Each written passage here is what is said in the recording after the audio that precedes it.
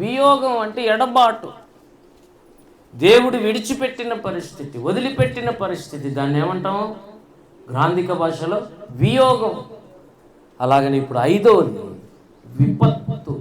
దప్పికొనుచున్నాననే మాట విపత్తు అంటే దప్పికొంటే నీళ్లు కూడా ఇయ్యలేనంత పరిస్థితి. యేసు ప్రభు యొక్క స్థితి ఆ టైంలో ఎలా ఉంది?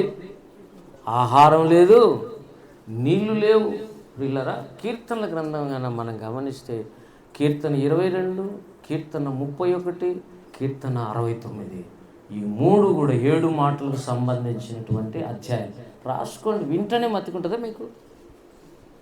ఏమండి గమనిస్తే క్లాసులలో టీచర్ ఏమైనా చెప్తుంటే కొంతమంది రాసుకుంటుంటారు, ఎక్కువ మంది రాసుకోరు.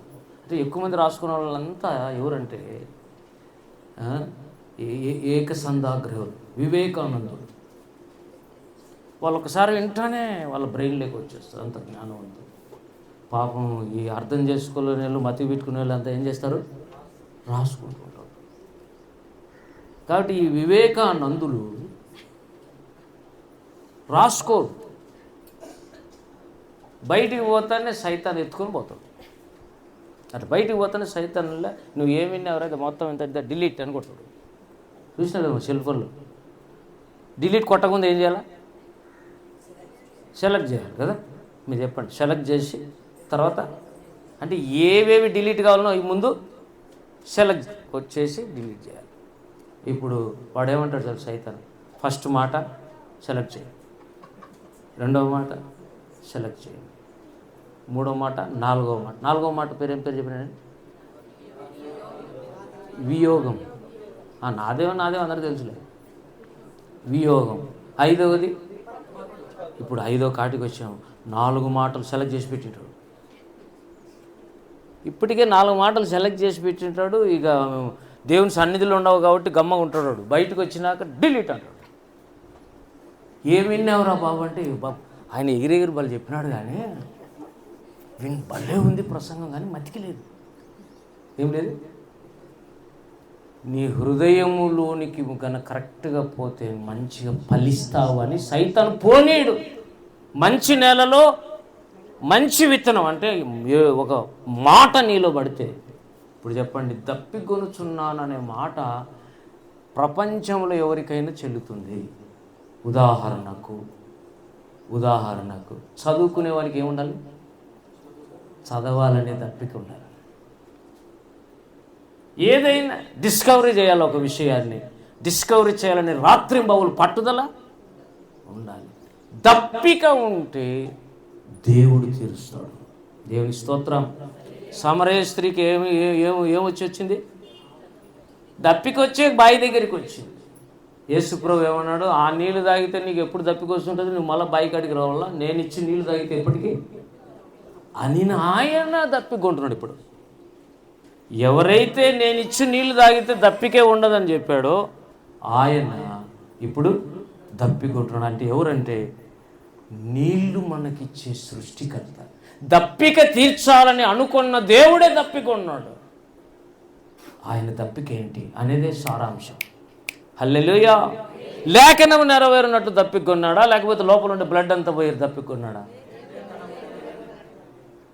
రాత్రి పట్టుకున్నారు గెత్సెమనే తోటలో. రాత్రి అంతా మేలుకొని ఆది గబ్బాత గోల్గత పిలాత్ దగ్గరికి, అక్కడికి హేరోద్ దగ్గరికి తిప్పి 9 గంటలకు సిలువ వేసి 9 గంటలకు ముందే కొరడాలతో కొడితే రక్తం అంతా పోయి, మళ్ళా చీలలు కొడితే రక్తం అంతా పోయి, ఇక ఏమీ లేదాడా. దప్పిక నిజంగానే బాడీకి వస్తాయి. ఇప్పుడు 3 దప్పికలు ఉన్నట్టు లెక్క. శరీరానికి ఏముంటుంది? కాబట్టే కదండి మేము రచన చేసింది. ఏం చేసాం? అంబాలు చేసినావులే సార్, రచన ఒకటి. ఏం చేయాలా? లేస్తానే పులవం చేసింటే బాగుండు, లేస్తానే ఆకలి తింటే బాగుండు. కాదు. ఎంత నామినల్ క్రిస్టియన్ కూడా ఈ 3 గంటలు కొంతమంది నీళ్లు కూడా తాగరంటే నమ్మండి. కాబట్టి జాగ్రత్త. దప్పిక అంటే శరీరానికి దప్పిక ఉంటుంది, అందుకే నీళ్ళు తాగుతాం. ఆత్మకు కూడా దప్పిక ఉంటుంది, అందుకే పాపం చేస్తున్నావు. నీకు దాహమైనప్పుడల్లా పాప దాహానికి నువ్వేం చేస్తున్నావు? పాపం చేసి దప్పిక తీరుస్తున్నావు. కాబట్టి వాడు ఒప్పుకోడు. ఆత్మ దాహము తీర్చాలంటే యేసు దగ్గర రావాలి. అప్పుడు పాపం స్టాప్ అవుతుంది. హల్లెలూయా. పాపం స్టాప్ అవుతుంది. ఇక ఎన్నడు నా యుద్ధకు వచ్చేవాడు మరెన్నడు దప్పికొనడు. దేవుని స్తోత్రం కలుగును గాక. ఏ దప్పిక కొనడు? పాప దాహం వల్ల ఉండదు, వేరే దాహం పుడుతుంది. ఆ దాహం పేరే ఆత్మను సంపాదించాలనే దాహం. దేవుని స్తోత్రం కలుగును గాక.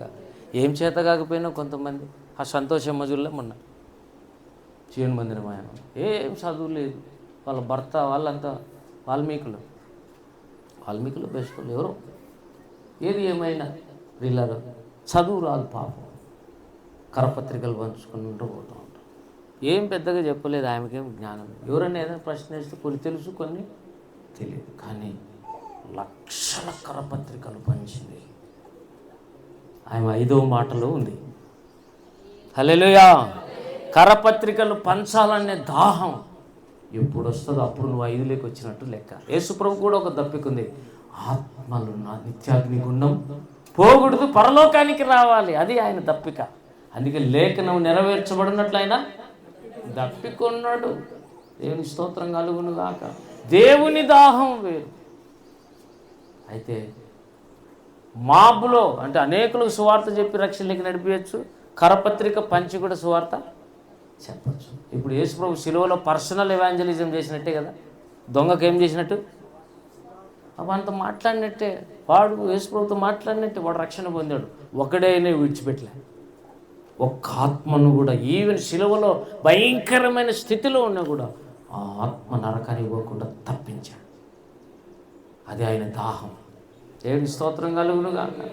దాహం అనేది ఒకటి ఉండాలి. దప్పికొన్న వారులారా నీళ్ళ యుద్ధకు రండి. యెషయా 55:1. యెషయా 55:1 ఏమన్నాడు? దేవుని వాక్యం చెప్తా ఉంది, దప్పికొన్న వారులారా, దేవుడు కావాలని దప్పికొన్నోళ్ళు ఉన్నారు భక్తులు. దావీదేమన్నాడు? దుప్పి నీటి వాగుల కొరకు ఆశపడునట్లు దేవా నేను నీ కొరకు దప్పికొనుచున్నాను. దావీదుకు దప్పిక అయింది. ఏం దప్పిక? నీళ్ళు ఇస్తే పోయే దప్పిక కాదు, దేవుణ్ణి చూస్తే తప్ప దప్పిక తీరదు. రాత్రి లేదు పగలు లేదు ప్రార్థన చేస్తూనే ఉన్నాడు. 6 మంది భార్యలు, చాలా మంది ఉపపత్నులు, వాళ్ళకి ఎంతోమంది పిల్లలు ఉన్నారు. కానీ ఆ మనిషి అంటాడు, నేను ఒంటరి వాడిని, దేవునితో ఒంటరిగా నేను గడుపుచున్నాను. దేవుని స్తోత్రం కలుగును గాక. ఒంటరిగా దేవునితో గడిపేది ఏమైనా ఉందా? రక్షణ పొందిన వాళ్ళు చేతులు ఎత్తండి. నమ్మి బాప్తిసం పొందిన వాళ్ళు చేతులు ఎత్తండి, దించండి. ఈరోజు నాకు రక్షణ కావాలన్న వాళ్ళు సిద్ధపడండి. ఇప్పుడే నేను ఎత్తమల్లా చెబుతున్నా. దేవుని జీవితంలో ఉండాలి లేదా ముందు చూసుకో. ఉంటే ఉన్నాడని చెప్పు, లేడంటే లేడని చెప్పు యథార్థంగా. కొంతమందికి ఉన్నా కూడా లేని పరిస్థితులు బతుకుతున్నారు. ఈ దినం దేవుడు నీతో మాట్లాడుతున్నాడు. 5వ మాట ఏంటి? దప్పిక. పౌలు దప్పిక ఏంటి? అన్య జనులకు సువార్త ప్రకటించాలని పరిగెడుతున్నాడు. ఆ పరుగులో నా ప్రాణం పోయిన పర్వాలేదు అంటాడు. అదేం దాహం? పేతురుకు ఒక దప్పిక, యూదులకు సువార్త ప్రకటించాల. ఇశ్రాయేలీయులకు సువార్త ప్రకటించడానికి సామర్థ్యము కలుగజేసిన వాడు దేవుడే. ఎవరికి? పేతురుకి. అట్లనే అన్యజనులకు సువార్త ప్రకటించడానికి పౌలుకు సామర్థ్యం కలిగేశాడు. మరి నీకు నాకు దేవుడు ఏమి ఇస్తున్నాడు? లోపల ఆశ ఏంటి? భూమి మీద ఉన్నప్పుడు బాగా అందరూ బతుకుతారు బాగు, ఏదో ఒకరు చచ్చిపోయేది కూడా గ్యారెంటీ. నీ శరీరాన్ని విడిచి నీ ఆత్మ పక్కకు పోయిన రోజు ఇక నిన్ను ఎవ్వరూ పట్టలేరు, ఒక్క యేసు తప్ప, యేసయ్య తప్ప. దేవుని స్తోత్రం కలుగును గాక. కనుక ఈ దినం 5వ మాటలో ఏం చెప్తున్నాడు? దేవుని విషయాల్లో దప్పిక రావాలి, ఆకలి కలగాలి. నీతి విషయమై ఆకలి దప్పిక రావాలి. భోజనం విషయమై కాదు. ఏ ఆకలి దప్పిక కాదు అది? భోజన విషయమైన ఆకలి దప్పిక కాదు అది. నీతి కొరకు అదొక గుంపు. ఆ గుంపులో నువ్వు ఉండాలి, ఆ గుంపులో నువ్వు ఉండాలి. దేవుని స్తోత్రం కలుగును కాదు. 5వ మాట యొక్క అర్థం ఏంటి? నువ్వు ఎన్ని మాటలు చెప్పుకో, ఎన్ని అర్థాలని చెప్పుకో. నాకు మాత్రం అవి ఎక్కవు అనే బ్యాచ్ కూడా ఒకటి ఉంటుంది.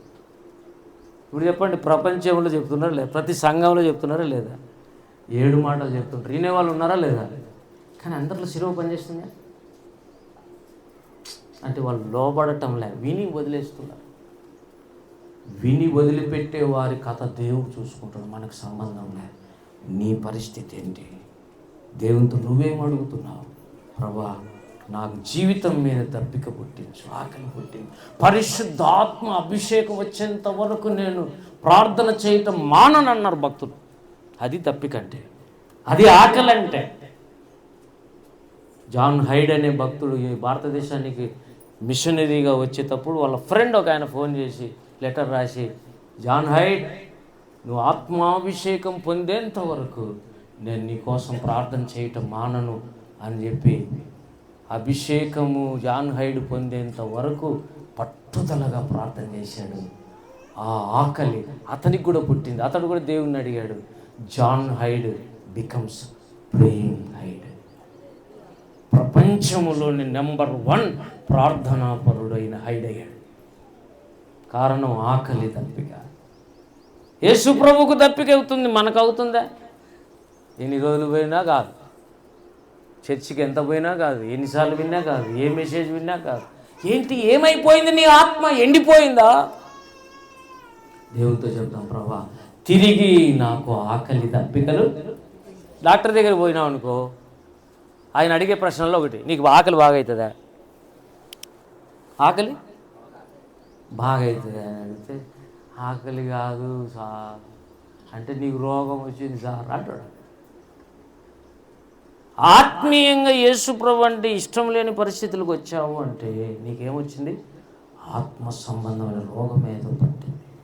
అది భయంకరమైన ముదరకుండానే ఏం చేయాలి? మనం దేవుని అడగాలి.